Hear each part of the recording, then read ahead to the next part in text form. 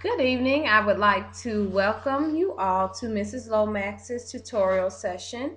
Today's discussion is going to be about electrical charges and how we can relate that to the real world. So the first thing I want to discuss is the importance of knowing the difference between positive and negative integers. We use positive and negative integers in almost every aspect of life, to include temperatures, to include football games and scores, as well as to discuss the distance that one has to travel when riding in a car, bus, train, or airplane. So today's lesson, I would like to use the model of, let's see, can we see this? This is electrical charges. You guys can also find this exact same paper on my website, Mrs. Lomax Educator, on WordPress.com. So when we first look at this sheet, what I want you guys to notice, and I'm going to kind of zoom in on this sheet, is that as we talk about electrical charges, it is important to know that what each symbol represents. So when you see a red circle, that means that is our positive integer, that is our proton. The blue symbol is a negative integer or atom or particle, excuse me, and that is our electron. Now, when we try to balance out these electrical charges, this is where our math kind of intertwines with our science. So when we try to balance these things out, what we're going to do is make what's called a zero pair. I'm going to show you on the back of this paper what I'm talking about. So give me a second to write it down. And what I'm writing is that I'm going to write a positive, and that is our proton. I'm just going to write the word proton, and I'm going to write a negative, and that is our electron. So what you're seeing now on this paper is both a positive and a negative, positive being proton, negative being electron. When we take these two together and we circle them and we look at them as a whole, what we have is that one positive and one negative together equals 0. And 0, when we're talking about chemistry and we're talking about atoms and we're talking about science, that really means neutral.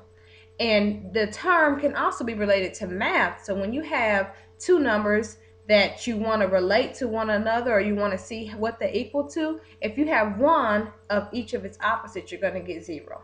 So let's get back to science. When we're talking about that 0, what we're going to call that type of particle, we're going to call that a neutral particle or a neutron particle. That means that it does not have a charge.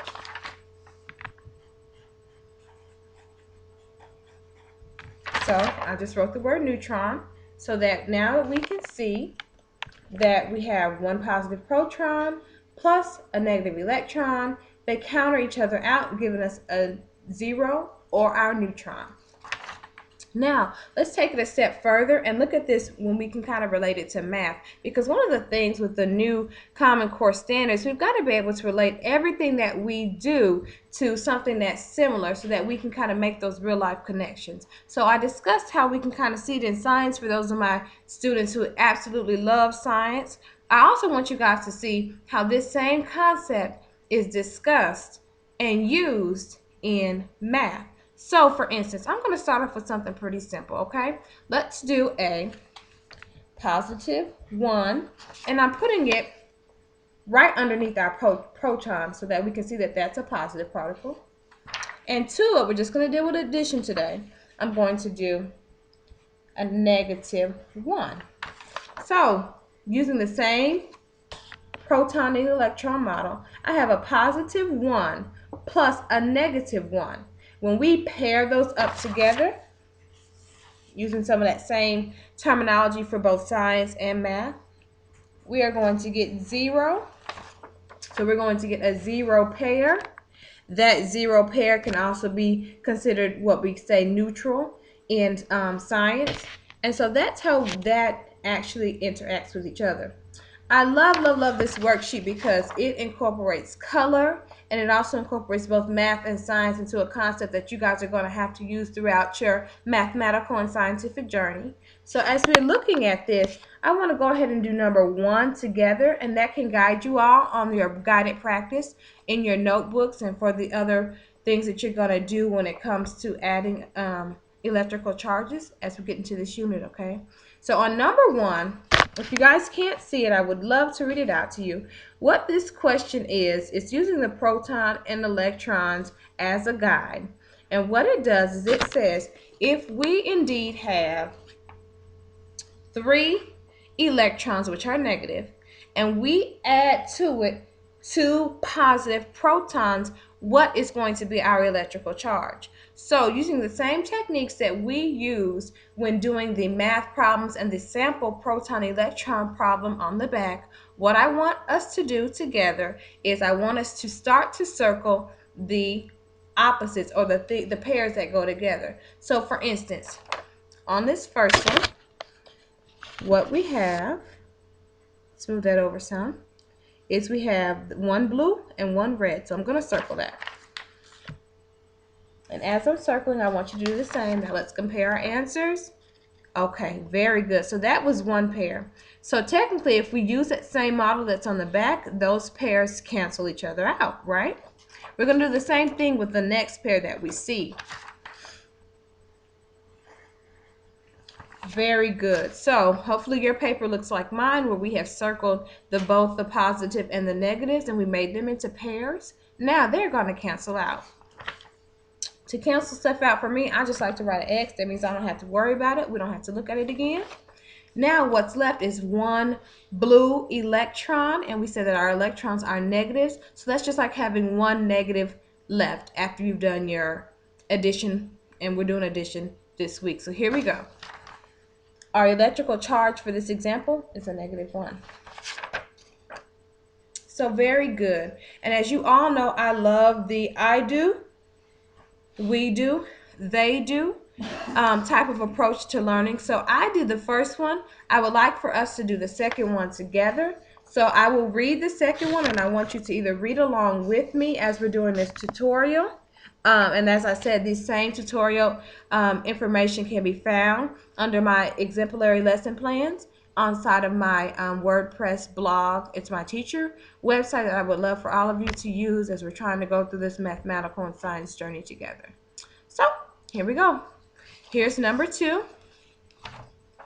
Now, if we're looking here, I will go ahead and read it. So what we have is we have a total of 1, 2, 3. 3 electrons, which is really like our -3, our negative charge. So I'm going to go ahead for my benefit and write that up here. I would suggest that you guys do the same. So what I'm writing is a -3, okay? To that, we are going to add however many red or positive or protons, whatever word you feel comfortable using. We're going to add that to our -3. So I'm going to go ahead and count that up. You guys do the same with me. We're on number 2. 1, 2, and 3. Very good. So we have 3 positives. I'm going to write that right next to my -3. And here it is. So let's make sure we can all see that. Very good. So -3 plus a +3, that is what our example looks like. So what we're going to do is go ahead and use that pairing up of both the negative and the positive to see what we're left with, okay? So we're going to do that for number 2, and what I'm going to do is go ahead and start to circle it, very similar to what we did on the first problem and our example. Okay, let's go ahead. I'm pairing up. So every time I make a circle, I'm circling a positive and a negative. That's going to show that those are pairs, and when they're pairs, that means that they're going to cancel out. I have another one. So far I have circled 2. I'm going to show you all the finished product where I circled all 3 pairs. So I have 3 pairs, which means that there are 3 things that can combine together to make a pair. And when they do that, as I discussed, as they combine, each of those things can be canceled out. So I have 3 things circled. I'm going to put a big, big X over those. And that means that we now have nothing left, okay? So -3 plus a +3 in example form with our electrons is equal to 0, so no charge. And if we do it in the mathematical form, it's equal to 0.